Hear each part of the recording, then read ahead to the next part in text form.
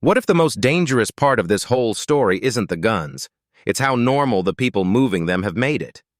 Because when a crime starts sounding like supply chain math, you have to ask who really benefits from the chaos. And once you see that, the entire picture changes, so let's get into it. Bro, this is such a nasty pipeline to think about. Guns bought in America then quietly end up in cartel hands. And somehow the tiny guy gets the prison time. That part always gets me, honestly. The guy doing the dirty handoff is like the smallest fish. Meanwhile, the system above him is wearing a suit. Like, how does that even scale so fast? Because the demand is insane and the borders are porous.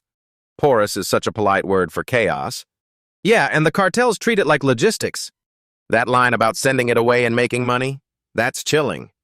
Everybody in the chain thinks they're just surviving, which is always how the ugliest stuff gets normalized. And then you hear the guy say Mexico is the go-to now. Because states are too hot, Border Patrol is too active. Translation? The heat is on, so let's move the crime. That is literally business strategy, just evil business. And the crazy part is how casual he sounds about it. Like it's inventory, not weapons. That's what made me uneasy the most. Yeah, because once you talk like that, you're way deep in it. Did you catch that bit about paying off border people? He basically shrugged like, yeah, sure, why wouldn't that happen? That shrug is the scariest part. Because corruption makes every checkpoint feel decorative. And then everyone pretends the problem is just one smuggler. Meanwhile, the larger machine is untouched. Classic policy behavior, honestly. Also, that whole wild, wild west line was wild. Every time somebody says that, you know things were absolutely cooked. Chases every day, scout hills, people watching you. Imagine making a living while constantly scanning ridges. That sounds like paranoia as a profession. Exactly, because one wrong route and you're gone. And the cartels don't just buy power, they build it. Guns are the force multiplier, not just the symbol. People always focus on drugs, but weapons are the muscle. Drugs make money, guns make everybody obey. That's the whole game right there. And the U.S. keeps acting surprised by the result. Like the supply didn't come from our own stores. Exactly, that's the annoying mirror in this story. Everybody wants to blame a shadow, not a receipt. And then you get these interviews where the smugglers sound almost normal. That's what makes it uncomfortable, because normal people can be inside ugly systems. Like a mom in jail, rent due, food needed. Suddenly, the moral frame gets blurry for people. Not excusing it, just saying that's how the door opens. Yeah, and then the door never really closes. What got me was the age thing, starting at 10 or 11. That's not a criminal career, that's childhood stolen. Exactly. And by the time you're older, it's your whole identity. That part is just depressing. The El Chapo section reminded me how weirdly mythologized all this gets. A tunnel escape sounds like a movie, but it's real life. And the prison they send him to is basically Fort Knox for monsters. Yet the organization still keeps moving without him, which is the part people miss when they obsess over one leader. Right, because the machine outlives the face. And the face usually gets the documentary. The machine gets the budget. That's a brutal way to say it, but yeah. Did you hear the sheriff talk like everybody already knows who controls the area? That was the most revealing line, honestly. If he's not from one side, he's risking his life. That's not governance. That's territorial ownership. And firearms are what make that ownership stick. So when people say regulate the border, I'm like, sure, but also the stores. Because you can't just police the exit if the entrance is wide open. And the entrance is heavily commercialized. Bro, that sounds awful when you say it out loud. Because it's true, and truth is usually ugly here. I also kept thinking about the line, what are the odds someone has eyes on us right now? Imagine asking that like weather. Just casual mountain surveillance? Yeah, normal Tuesday, somebody's probably watching. That is the texture of life in those zones. Constant lookout, constant risk. And still, people move product because money beats fear for a while. Until it doesn't. Exactly, until somebody gets raided or clipped. Then a new guy replaces them like nothing happened. Capitalism, but with assault rifles. That's a horrible line, and it's accurate. The tragic part is the civilians trapped under it all. Because they didn't buy the gun, but they inherit the violence. That is the part I can't shake. Same. And the documentary keeps pointing at this American responsibility angle, which is uncomfortable, so people dodge it. easier to moralize about other people's chaos, while our stores do brisk business. That's the ugly symmetry of it. Do you think most people even connect the dots? Probably not, because the chain is hidden on purpose. And hidden chains are the easiest ones to ignore. Man, this topic is one of those where every answer opens another door. And every door seems to lead to somebody profiting. That's the bleak center of it. Money moves first. Ethics never catch up. Damn, that's depressing but clean. Yeah, and somehow still not the end of the story. Because then you get that insane part where the smuggler sounds weirdly casual about it. Like he's describing grocery delivery, not feeding cartel violence. That calm tone is what makes it scarier, honestly. When crime gets efficient, it starts sounding like logistics. And the guy literally says, "I do get firearms. I send them across the border." Just like that, no dramatic villain speech, just business. That line about everybody ate at the end of the day is wild. Bro turned violence into a family dinner metaphor. But that's exactly the moral rot right there. One person buys, another ships, another profits, and the cartel gets armed. Nobody in that chain feels like the villain to himself. Classic human behavior, honestly. Wait, did he really say the worst job is just restoring it away and sending it on? Restoring it away sounds like he is describing a broken bike. And meanwhile, the destination is a cartel in Mexico. That's the part people miss when they talk about border security like it's just one wall. The border is not one thing, it's 1,000 tiny weak points. Especially when money is sitting in every weak point. And then the interview just casually drops Border Patrol being paid off. Even if not every claim checks out, the corruption angle is not crazy. $9,500 for a Border Patrol agent is such a grim little number. Like they priced out a human being on a clearance shelf. That is what always gets me. The scale is so uneven. The small runner gets prison, the bigger system keeps humming. Yeah, the foot soldier absorbs all the heat, and the actual architecture of the trade stays intact. Then they hit you with the Wild West Days line in 2009 and 2010. Every crime story loves a Wild West era. But if they were in chases every day, that is not exaggerated energy. That means the route was active enough to normalize danger. Imagine treating high-speed chases like a commute. Tuesday traffic, but with felony. Bro, felony commute is outrageous. And then there is the age thing, joining at 10 or 11. That line just lands different because it sounds like childhood got vacuumed out of him. When a kid enters that world that early, it stops feeling like a choice. It becomes inheritance, environment, survival, all tangled together. And that is why these networks are so hard to break.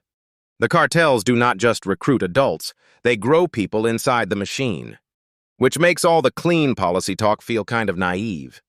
Because policy does not compete well with childhood plus cash. Dude, that's brutally true. And then you zoom out to Sinaloa and Jalisco New Generation. Those are not just gangs, they are paramilitary businesses. Global reach, deep connections, ruthless as hell. And all of that gets stronger when the weapons are already flowing. This is where Americans act surprised, which is funny. Like our export could possibly matter? Crazy concept. That one stung, but yeah. The whole premise is that U.S. guns are a major driver of the violence. Not the only driver, but a massive amplifier. And amplification is what turns crime into territory. Because once you can outgun everyone, you can tax everyone. Exactly. Extortion becomes easier when your brand is fear. The violence is not random. It is part of the business model. And then the law enforcement side is always behind by one move. Because the pipeline is so fragmented, nobody owns the whole picture. One guy buys, one guy modifies, one guy drives, one guy hides. Everybody gets a tiny job title and a massive felony. Tiny job title is perfect. And the shady part is how ordinary the access points are. Stores, private buyers, middlemen, all of it hiding in plain sight. That is why this is not just a border story. It's an American consumer story with a bloody export. Damn, that sentence is too clean for how ugly the reality is. And then you have the weird hypocrisy of who gets blamed. Smugglers get the camera, manufacturers get the brochure.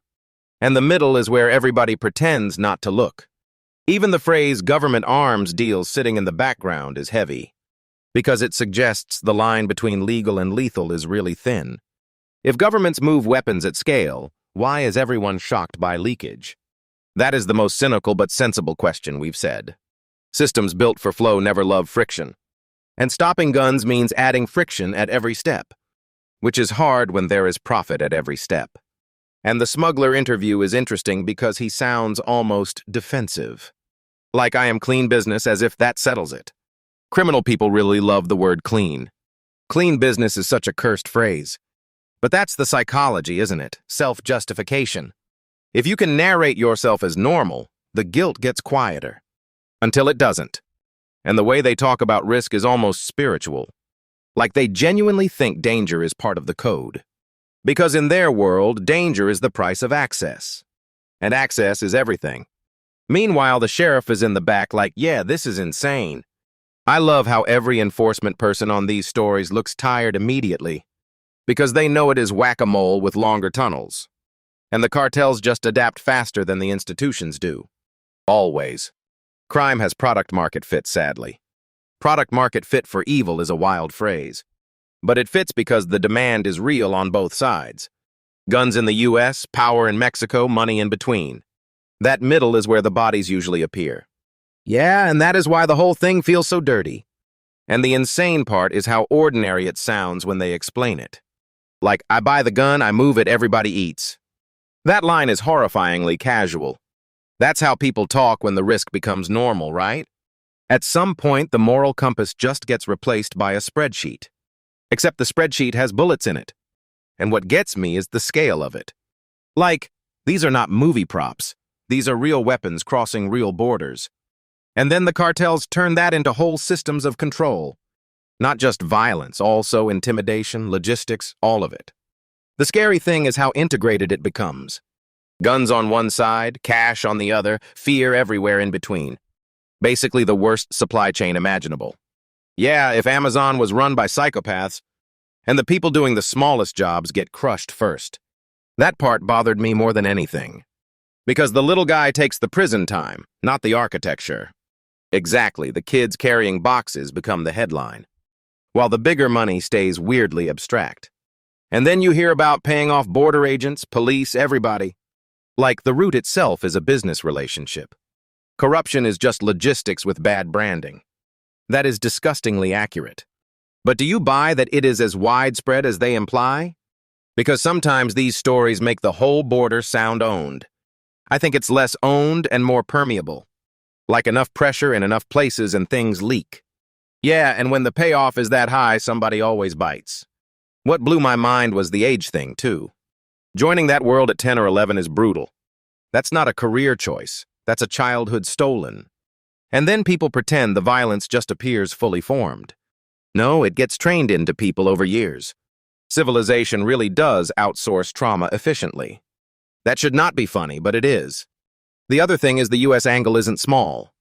Americans get obsessed with drugs crossing north, but guns crossing south are huge. It is such a selective outrage. We act like one direction is the whole story. But the weapons flow gives cartels power to keep everything else moving. And that power is what makes the violence scale so fast. One rifle can change the outcome of a neighborhood. One truckload can change a region. And when you stack that over years, you get empires. The El Chapo part still feels surreal to me. Escaping through a mile-long tunnel sounds fake, even in a script. Prison architects had one job and got absolutely cooked. But even with him locked up, the machine keeps going. That is the terrifying part, honestly. It shows how replaceable the figurehead becomes.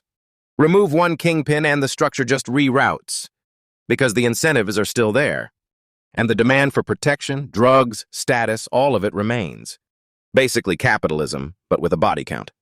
Man, you are on one today. No, but seriously, the interview with the smuggler was revealing. He didn't sound like a monster.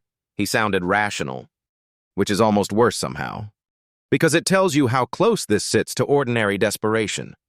My mom was in jail, I need to put food on the plate. That kind of sentence changes the whole frame. Not excusing it, just saying the engine is need. And need gets weaponized fast when the payout is immediate. Do you think most people in that chain even see the final damage? Probably not, and that is how people sleep.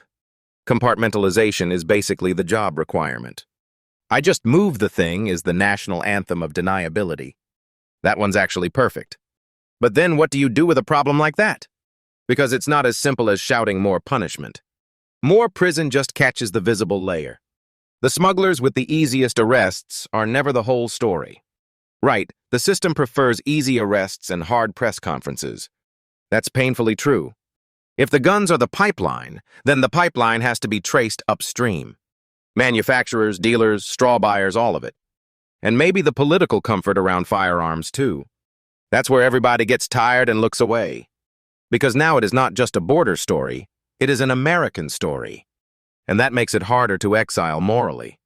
Exactly, you cannot say their problem when the supply is ours too. Inconvenient geography strikes again. Man, you keep making the bleakest thing sound elegant. That's kind of the only way to survive talking about it. Yeah, otherwise you just sit there and stare at the wall. But I do think the episode lands because it shows the chain, not just the explosion. The whole path from store shelf to border to cartel hands. And all the people pretending each link is somebody else's problem. That is the real ugliness. Because once you see it, you cannot unsee the design. And then the question becomes, who is actually willing to touch it? Not enough people, clearly. Brutal, but fair. Anyway, that's the part that sticks with me most. Not the headlines, the machinery underneath. Yeah, the machinery is always scarier than the slogan. Slogans don't smuggle rifles. Okay, that was a good one. And a depressing one.